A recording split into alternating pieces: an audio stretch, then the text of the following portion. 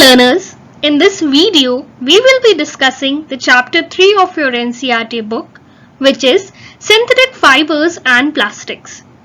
Many students find this chapter a little challenging, but we assure you that it's going to be a cakewalk with us.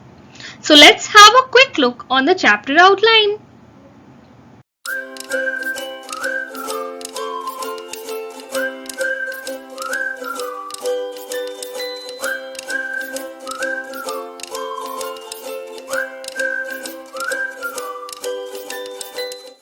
We see a large number of fibers around us.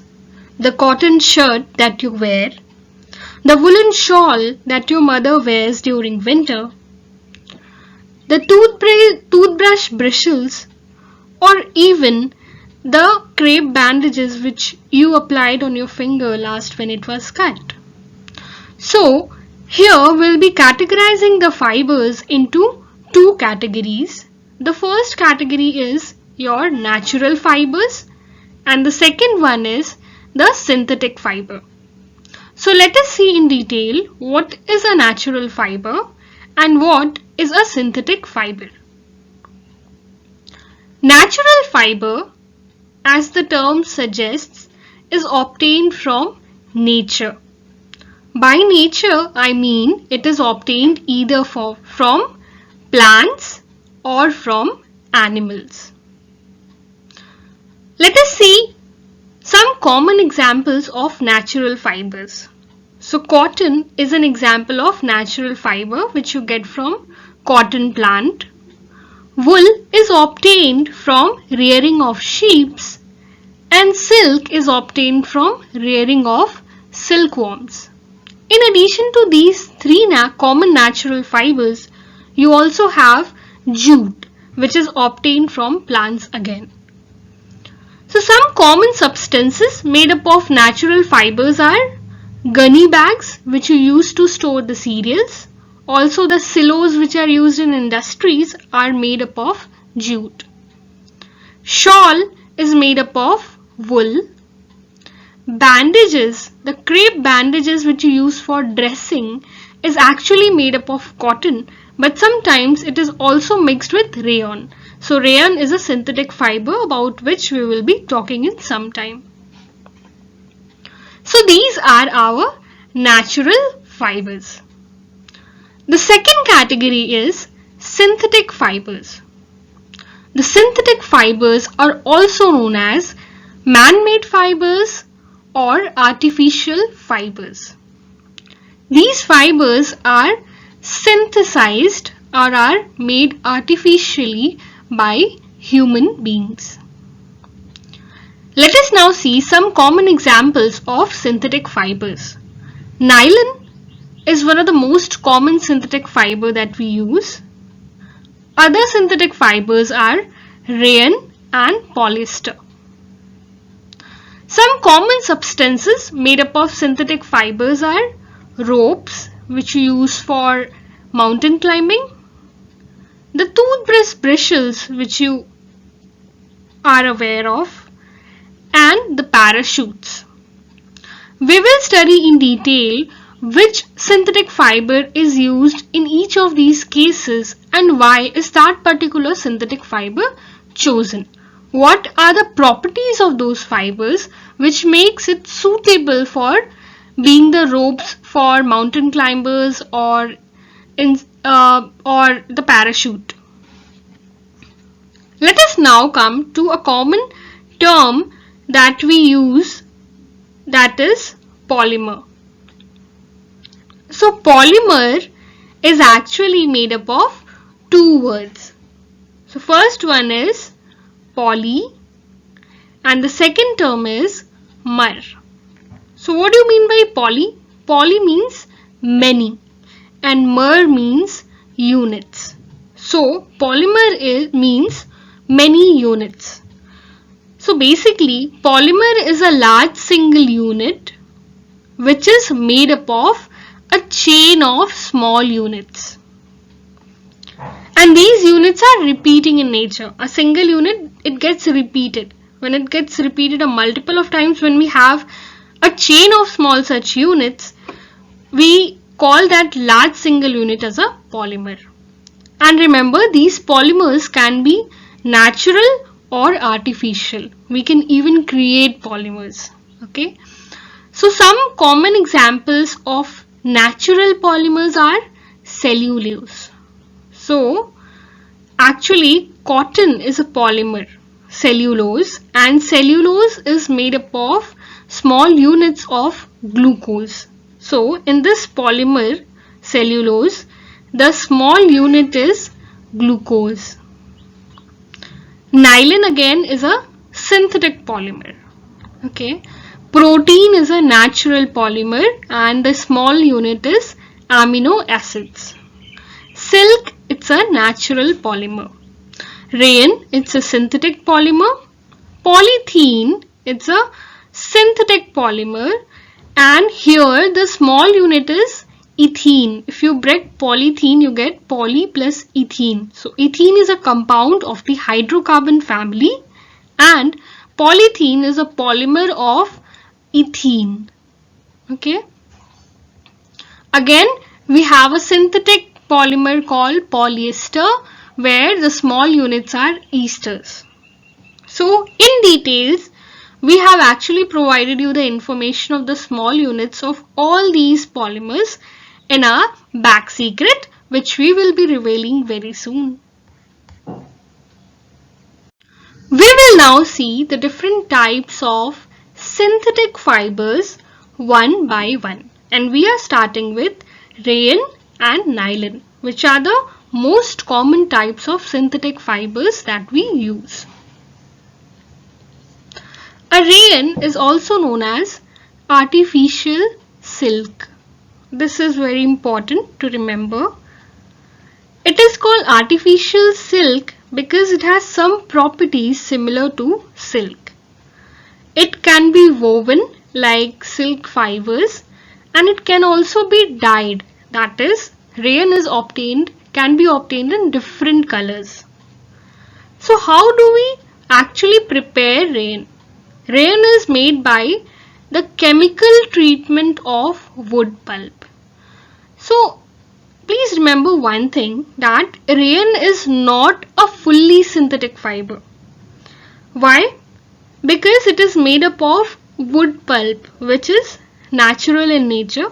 But please remember that we are doing a chemical treatment on this natural substance, which is wood pulp.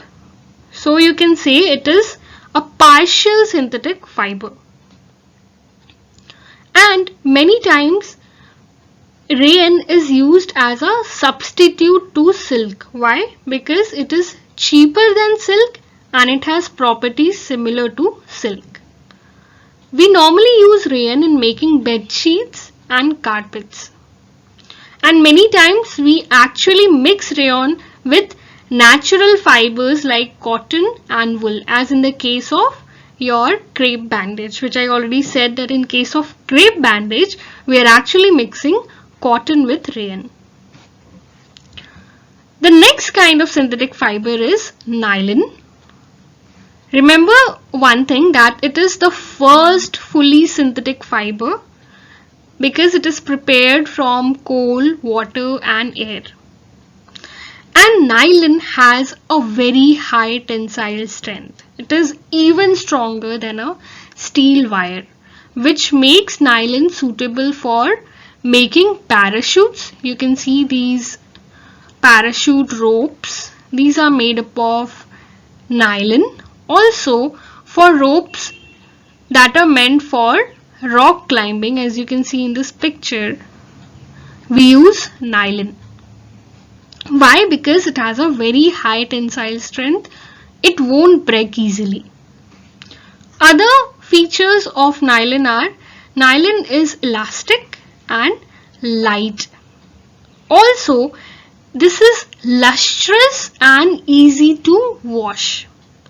So this property, lustrous and easy to wash, actually makes nylon fit for making gym attires. So since nylon is lustrous and it is easy to wash, you need to wash your gym attires on a daily basis and it gets dried up easily. Second thing is it absorbs the body sweat and the sweat gets evaporated from the nylon tees of the gym attires that you use. So these properties make it fit for making a fabric, the right kind of fabric for your gym attires. So friends, in your NCERT book there is an activity where actually you have to use an iron rod which has a clamp, and there is a beam where you have to put different kinds of weight. The beam is actually attached to the clamp with the help of threads of different fibers. So we are actually taking 4 kind of fibers. So we have a nylon thread, we have a cotton thread, silk thread and woolen thread. So in the activity basically you have to support the beam with the help of these threads and keep on adding weights. You have to check till what weight your thread can sustain and at what weight your thread actually breaks down. This gives you an idea of the tensile strength of your fibers. After doing this activity, you will realize that nylon has got the highest tensile strength. Remember, I already told you that nylon is even stronger than a steel wire. So nylon has the highest tensile strength, followed by cotton, then silk, and the least tensile strength is that of a wool. Wool actually breaks very easily. The next two types of synthetic fibers are polyester and acrylic. So as I mentioned, polyester is a polymer of ester. These are synthetic fabrics and these are wrinkle free and easy to wash. That is why polyester is commonly used to make dress materials. This is wrinkle free and easy to wash. A common kind of polyester is terylene. It can be woven and terylene is used to make dresses. Another type of polyester is PET. Very commonly you must have heard the term PET bottles, right? So PET stands for polyethylene terephthalate. PET or PET is used for making bottles, utensils, the camera films, etc. Most commonly, like you see the use of PET in making PET bottles. Also, polyester is not individually used much. It is more used as a mixed fiber. So you have heard about polycot. Polycot is polyester plus cotton. Likewise, you have polywool, that is polyester plus wool, and the very common terrycot. So terrycot is terylene, which is a kind of polyester, as I already mentioned, plus cotton. So terrycot is terylene plus cotton. So one thing, friends, it's very important to understand that all the synthetic fibers are prepared by a number of processes.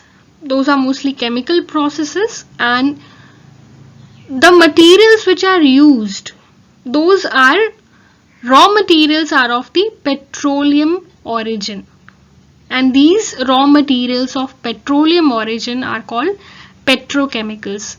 So basically all your synthetic fibers are prepared by chemical treatment of petrochemicals. Let us now look on the next kind of synthetic fiber, which is acrylic. So acrylic is used normally for making sweaters, shawls and blankets. You can consider this as a substitute to wool. Why? Again, it is cheaper than natural wool. So as we already have seen that synthetic fibers are more cheap, they are more affordable, and they are more durable. So these two properties of synthetic fibers, that is durability and affordability, makes them more popular than the natural fibers.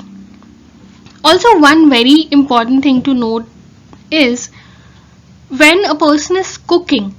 So while cooking in the kitchen, you should always prefer to wear cotton clothes and not synthetic clothes. Why? Because synthetic clothes, as these are made from petrochemicals, they melt on heating.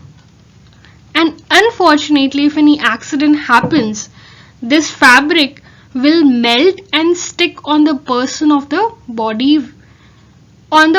the person who is wearing this. So the conclusion can be actually very hazardous. So it is always recommended not to wear clothes made up of synthetic fibers while you are in the kitchen or while you are cooking.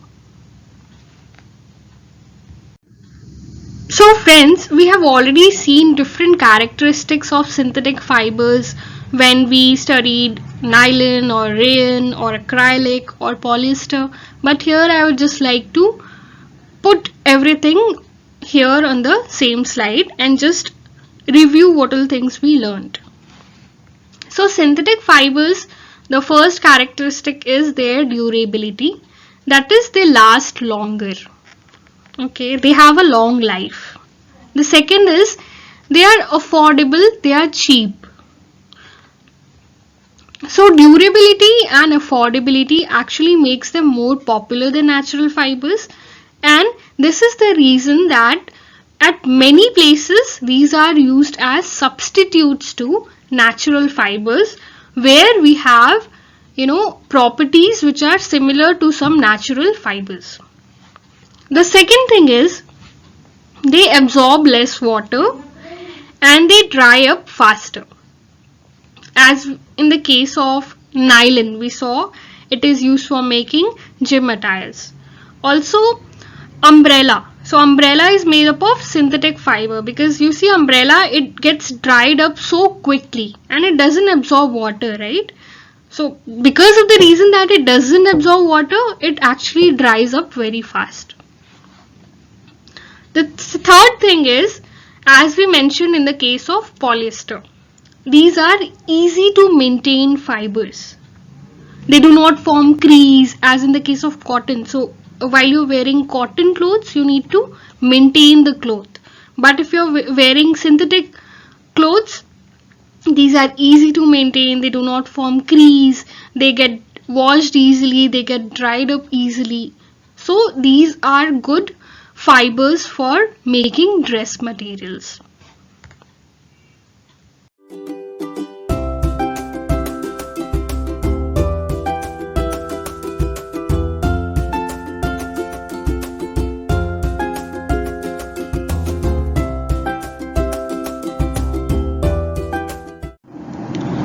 Let us now see what are plastics.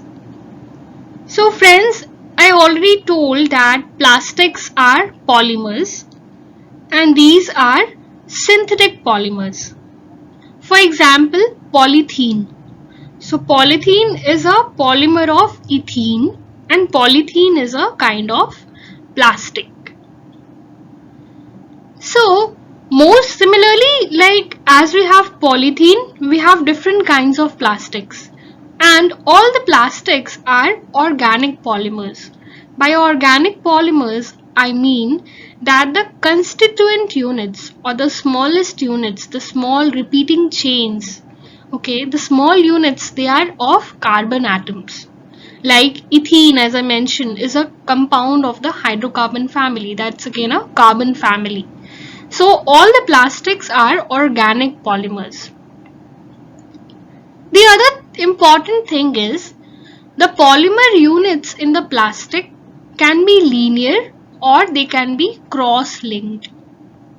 Okay, so what is a linear unit? So in this diagram you can see this one unit is attached to other unit. The end of this is attached to another units. So this kind of a chain is your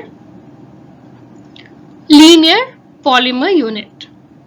Also, you see this, the second kind of this unit, this is your cross-linked polymer unit. So here you see one unit is attached to more than one unit, right? It is attached to this unit, again this unit, just not the end, just not through the end. See, it is attached in different direction. So another units are attached in different directions.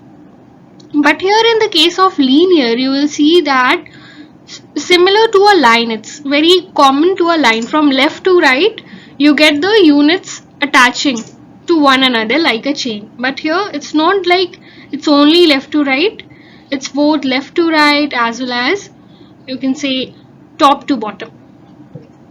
Okay, so this is your cross-linked polymer unit, and a plastic can be either a linear polymer unit or a cross-linked polymer unit. Let us now discuss some very common properties of plastics. So when you see a plastic item, you can understand that it is available in different shapes and sizes. Why? Because plastics are easily moldable. They can be converted to any form, any shape, any size. Okay, plastics, not all, but many plastics are recyclable. They can be reused, they can be colored. Obviously we see objects made up of plastics which are of different colors.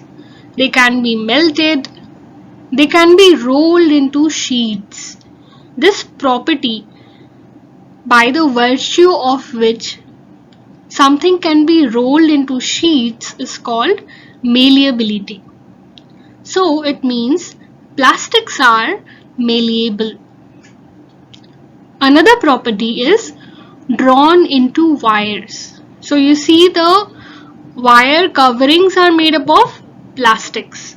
Okay, so these can be drawn into wires. Again, this property has a unique name that is called ductility. So plastics are easily moldable, they can be colored, melted, they are malleable, or they are ductile. Also, many plastics are recycled and they can be reused. Now we will be studying two separate types of plastics. The first one are thermoplastics and the second one is thermosetting plastics. So what is a thermoplastic? These are those kind of plastics which get deformed easily when you heat them.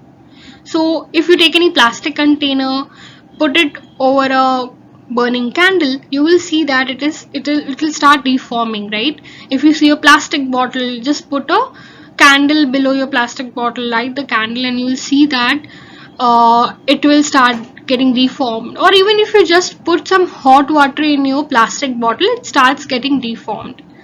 So those kind of plastics are thermoplastics. For example, polythene. Obviously a polythene bag. If you heat a polythene bag, it will start deforming and eventually it will burn. Okay. Then you have PVC. So PVC is polyvinyl chloride. This is also a kind of plastic. Okay. And polyvinyl chloride or PVC is commonly used in making pipes. So in general, thermoplastics, they are used to manufacture toys, something which is easily available in different shapes and sizes. Your bathroom bucket that is made of plastic is again a thermoplastic. Okay, so toys, combs, containers which you see, all plastic containers, those are thermoplastics. And one important thing of thermoplastic, one important property of thermoplastic to understand is thermoplastics are recyclable. Okay, you can recycle. That is why a person who comes to take your old plastic bottles, he takes those substances which are made up of thermoplastics because those can be recycled. Now coming to the second category, and this is an interesting category, that is your thermosetting plastics. Now what is this? It is somewhere opposite to a thermoplastic, where once you have given a shape to it, once it has been molded, you cannot soften it upon heating. That is, the form of the plastic will not change if you heat it. Now, obviously the plastic bottle that you see, it has been molded and converted in the form of a bottle. But again, when you apply heat, again it gets deformed. But in the case of thermosetting plastics, once it has been molded, you cannot soften it, you cannot deform it by heating. Common examples of thermosetting plastics are bakelite and melamine. Now, what is this bakelite material? You have seen electric switches in your house, the white colored switches. Those are actually made up of bakelite. Also, the handles of the utensils, a pan, you hold a pan with a handle. Now, if you heat the handle, it won't deform. Okay, those handles are made up of bakelite. Another kind of thermosetting plastic is melamine, and melamine is very important thermosetting plastic. Why? Because it resists fire. It is fireproof plastic. So just apply your common sense. Where will we use something which is fireproof? So melamine is most commonly used in making the dresses of the firemen people. Okay, so who handle the fire extinguishers. So you must have seen them wearing some clothes, not clothes actually, some fireproof jacket kind of a thing, which is orange in color mostly. Those jackets, those fireproof jackets are actually made up of melamine. It tolerates heat, it resists heat, it doesn't burn upon heat. Also, you use it for making floor tiles and also in common kitchenwares. We use melamine. So nowadays it's very important. It's very common to have melamine cutlery in your house. The normal colored designed cutlery that you have, those are commonly made up of melamine. Let us now see the common characteristics of plastics. What are the common characteristics of plastics? So plastics, unlike metals, are non-reactive. So when you see a metal container, you see it starts reacting with air or with water in some time. You see the rust forming on the top of the iron rods. Why? Because it actually starts reacting with the air and water. But plastics are non-reactive. And this characteristic of plastics, that is being non-reactive, is helpful in many ways. So you use it in many medical devices. Plastics are used in medical devices. Plastics are used for making the packaging of your tablets. Again, we use plastics to make your syringes, and in many places, in many cases, we even store chemicals in plastics because chemicals do not react with the plastics. Also, they do not get corroded easily like those of iron or any other metal. So the first property of plastic that we read is plastics are non-reactive in nature. The second thing is plastics are light, strong and durable. These are cheaper also, they can be molded, they are ductile in nature. We have already seen these kinds of properties before. These are generic properties of plastics. This actually makes plastic very common And since it can be molded into many shapes and sizes, you see a variety of things made up of plastics. Like you have toys made of plastic, you have utensils made of plastics. Okay, so we use plastics at many places. Third important property of plastic is plastics are insulators. Insulators, by insulators I mean these are poor conductors of heat and electricity. So plastics are insulators. The insulating property of plastic actually helps us to use plastics as insulating devices. For example, this is one of the reasons that you use handles of your screwdriver made of plastic. Why? Because screwdriver you normally use for opening many of the electrical equipments, and there is a fear of having an electric shock. So to prevent that electric shock, use screwdrivers coverings with plastics. Again, it's an insulator of heat. That is why you use it as handles of your cookwares, because they don't get hot easily and you can easily hold those utensils. So this again is a very common property of plastics, but it is a very important property of plastics and it actually increases its usability. So friends, we see a large number of substances around us, and the different types of substances that we see around us can be broken into two wide categories. The first one is biodegradable substances and the other one is non-biodegradable substances. Now let us see one by one what is a biodegradable substance and what is a non-biodegradable substance. So biodegradable, as the name suggests, if you break it, it is bio plus degradable. So something which is degradable means something which can be decomposed.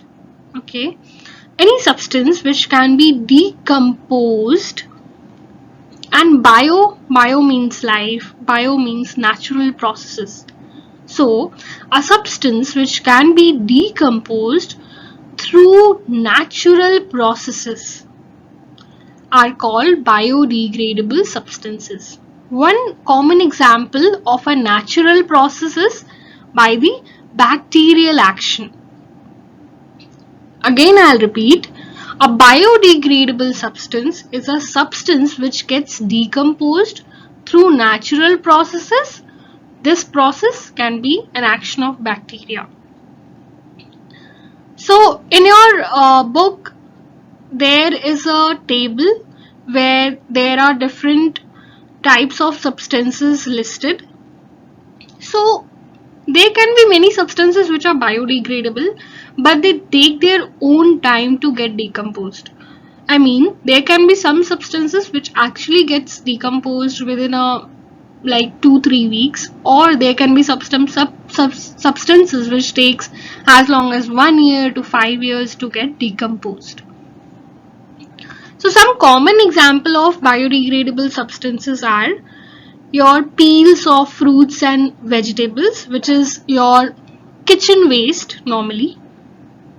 Paper is biodegradable.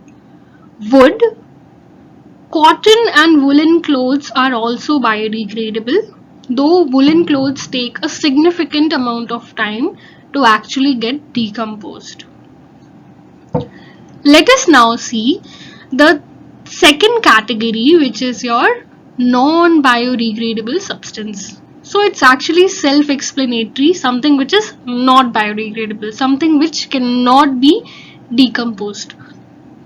So friends, I want to make it a point that it's not that it will never get decomposed. Okay, so we are saying biodegradable substances are those, non-biodegradable substances are those which cannot be easily decomposed, which cannot be fastly decomposed. Okay, for example, plastics. So plastics also eventually, in 1,000 years, in 2,000 years, it will get decomposed. But in those 2,000 years, it will cause a lot of pollution, your land pollution, or if it can lead to also, death of cattle when they actually eat them, and it actually coagulates in their respiratory tract. Okay, also it can be washed away to your water bodies, so your fishes can die because of those plastics. So in those 2000 years or more, it has actually caused a lot of problems, a lot of pollution, a lot of something which we do not want in our environment. Also, tin, aluminium, and other metals, they can get decomposed in like 500 years, but they are not easily decomposable. So these substances are categorized under the bucket non-biodegradable substances. And friends, these non-biodegradable substances, as I mentioned, they harm our environment in many ways. This can lead to death of cows or buffaloes who actually eat the waste that has been uh, thrown on the ground, and many times you actually put the waste in your plastic bags and you throw it. When these cattle, they eat those plastic bags, sometimes it actually goes into their stomach, or sometimes it actually coagulates or just makes a juncture around their respiratory tract, because of which they are not able to breathe and they eventually die. The same happens when it gets washed away in your water bodies, and the fishes they are not able to get ample amount of oxygen because there is a layer of plastics, or maybe they consume that plastic and they die. Even if they are on the land, they actually pollute the land. So we should avoid using plastics in our life. Wherever possible, we should try to substitute plastics in our life and replace it with some kind of biodegradable substances. So one common example can be replacing a plastic bag with a cotton bag. Carry your cotton bag, carry your jute bag whenever you go for shopping, so that you do not keep on taking new plastics and adding to your the lump of plastics which you already have. So this is the reason that even government is banning plastics in many regions. So friends, let us now discuss the very famous 4R principle. So the 4R principle is something which must be followed if we are a responsible citizen, if we care for our environment. So let us now see what is this 4R principle and how can we actually relate it to the use of non-biodegradable substance. Here we'll be taking the example of a plastic bag. So the first R in this 4R principle is reduce. So reduce means to actually lessen the use of something. And how can we reduce it? Maybe by substituting something with a biodegradable substance. So for example, as I mentioned, your plastic bags. So if you carry your own jute bag or a cotton bag while you go for shopping, you are reducing the use of plastics. If you are actually substituting your plastic bottle with a glass bottle, you are reducing the consumption of plastics in your life. Similarly, you can actually replace your plastic cutlery with your steel cutlery. So doing all those things, you are actually reducing the use of plastics. So when I say steel, I understand that steel or any metal is again non-biodegradable, but it is way better than using plastics, because plastics also harm. You should not use plastics directly while you are actually consuming or eating something.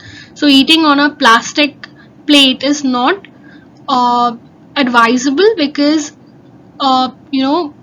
it can release some toxics.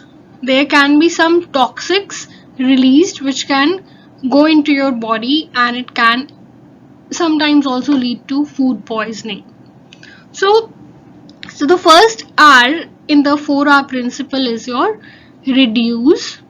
Second is reuse. So avoid using, new plastics. Why not use the already existing plastics that you have in some other way? So commonly what you see is your cold drink bottles. People use it for making, people even use it as your pots for growing fruits or growing vegetables. So that is one way how you can reuse the plastic. After you are done with reduce and reuse, you should focus on recycling. So at many places, you will see in many campuses also that you are provided different dustbins for actually throwing away different kinds of waste. So the kitchen waste, which is actually biodegradable, you put it in a separate bin. Plastics and other things which are non-biodegradable, you put it in another thing. Now, even in non-biodegradable things, there are only some things which can be recycled, and not all things can be recycled. So you have separate bins for throwing away something which is recyclable versus something which is not recyclable. So for example, I told you that thermoplastics are recyclable. So when you have a thermoplastic, you can actually throw it in a thermoplastic bin and you can recycle them. The fourth R is recover. Now what does recover means? Recover means that you're using plastics in some way by some physical or some chemical treatment, and you are converting the energy of plastics into some usable energy. So there has been many innovations, there has been many researches where we are actually converting the energy of plastics into some different form of energy which can be utilized. So that is what is meant by recover. And if we follow these 4R principle, we can save our environment from these non-biodegradable substances. So with this, friends, we have reached the end of this video. If you have any queries, I'll suggest you to post all your queries in the comment box. You can also reach me personally and post all your queries via mail. Our official email ID is school.bag9295@gmail.com, and please follow our Instagram page school.bag9295 for all updates on the upcoming videos and also some cool tips and tricks that will help you in your studies. So keep learning, keep unpacking the cool bag. Thank you.